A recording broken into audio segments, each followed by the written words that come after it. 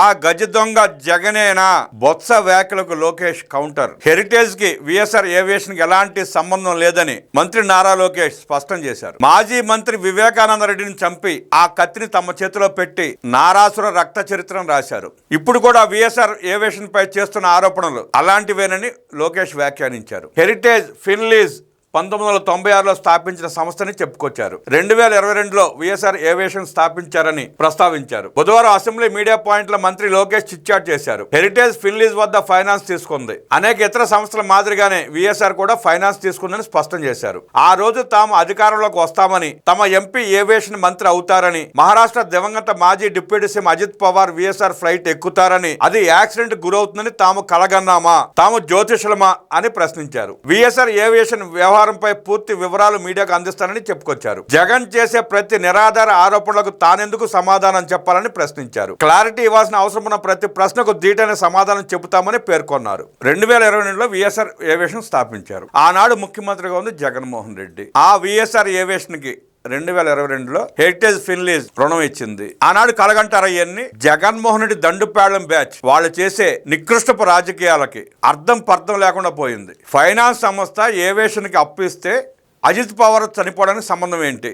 అజిత్ పవార్ మరణం మీద ఆయన భార్య కానీ ఆయన కొడుకు కానీ ఎలాంటి మాటలు మాట్లాడలేదు. ఎవరో మేనలుడు మాట్లాడతాం ఏంటి? ఎందుకు మాట్లాడాడు? ఏ రాజకీయ లబ్ధి కోసం మాట్లాడాడు? లేకపోతే అతను కూడా జగన్ రెడ్డి పంపించిన స్క్రిప్ట్ తీసుకునే మాట్లాడా? ఒకదానికి లింక్ ఉందా, పోలికుందా?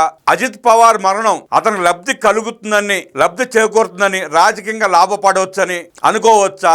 ఆ కుట్ర విఫలం అవడంతో ఇప్పుడు ఆరోపణలు చేస్తున్నారా? జగన్మోహన్ రెడ్డి నీచ రాజకీయాల కోసం ఏ స్థాయికైనా దిగజారిపోయి మాట్లాడిస్తాడని ఈ సంఘటన, ఈ పిచ్చి రాతలు, ఆ వక్రాక్షి కూసే అడ్డకోతలు స్పష్టం చేస్తున్నాయి. చిల్లర దొంగలను పట్టుకుని గజ దొంగలను వదిలేస్తున్నారని బొత్స చేసిన వ్యాఖ్యలను మంత్రి నారా లోకేష్ స్ట్రాంగ్ కౌంటర్ ఇచ్చారు. దిమ్మ తిరిగిపోయి కౌంటర్ ఇచ్చారు. అంటే బొత్స జగన్ రెడ్డి గజ దొంగని చెబుతున్నావా?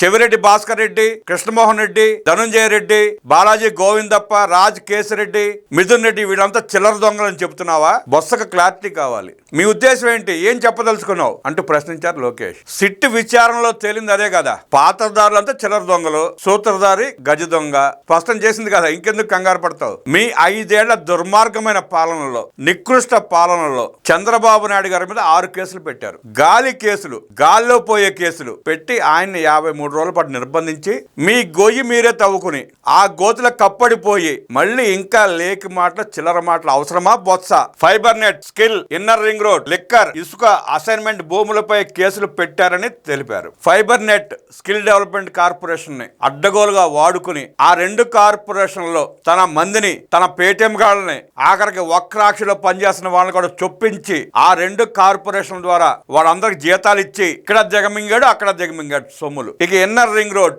అలైన్మెంట్ పూర్తి కానీ, ఇంకా ప్లాన్ మొత్తం అప్రూవల్ కానీ, ఇన్నర్ రింగ్ రోడ్ మీద ఏదో జరిగిపోయిందని కేసు. దానికి సాక్ష్యాలు ఉండి సచ్చినాయి అంటే లేవు.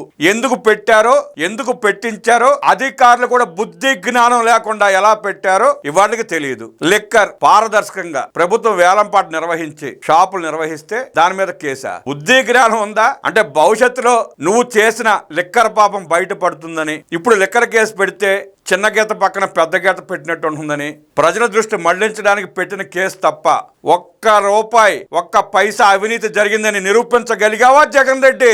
ఇసుక లక్షల టన్నులు గృహ నిర్మాణ కార్మికుల పొట్టగొట్టి వాళ్ళ నోట్లో మట్టి కొట్టి నువ్వు లక్షల టన్నుల ఇసుకని సరిహద్దు రాష్ట్రాలకు తరలించి వేల కోట్ల రూపాయల డబ్బు పోగు చేసుకున్నావు. ఆ కేసులు బయటపడతాయని ఇసుక ఉచితంగా ఇచ్చిన చంద్రబాబు నాయుడు గారి మీద కేసు పెట్టిన దుర్మార్గుడివి నువ్వు. నీ అంత నీచాతి నీచమైన పాలకుడు ప్రపంచం కని విని చూసి ఉండదు, భవిష్యత్తులో చూడబోదు కూడా.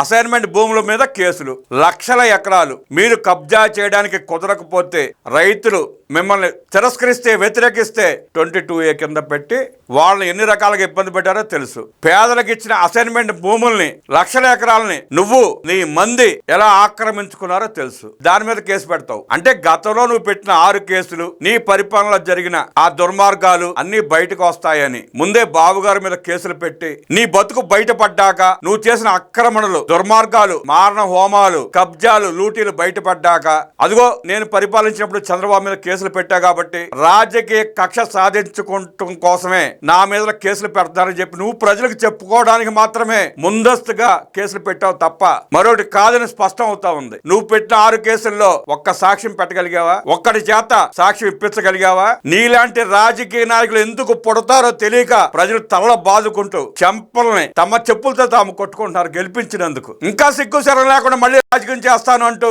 మళ్ళీ పోటీ చేస్తానంటూ బయలుదేరిపోయావు. నీలాంటి దుర్మార్గుడికి ఓటేయటం జరిగే పని కాదు అని స్పష్టం చేసినా కూడా నీ దొంగల ముఠా చేత అద్దె గొట్టాల ముందు మాట్లాడిస్తూ ఇంకేదో భ్రమలు కల్పిద్దామని చూస్తున్నావు చూడు. ఆ భ్రమలో బ్రతకటమే నీకు మిగిలిందే.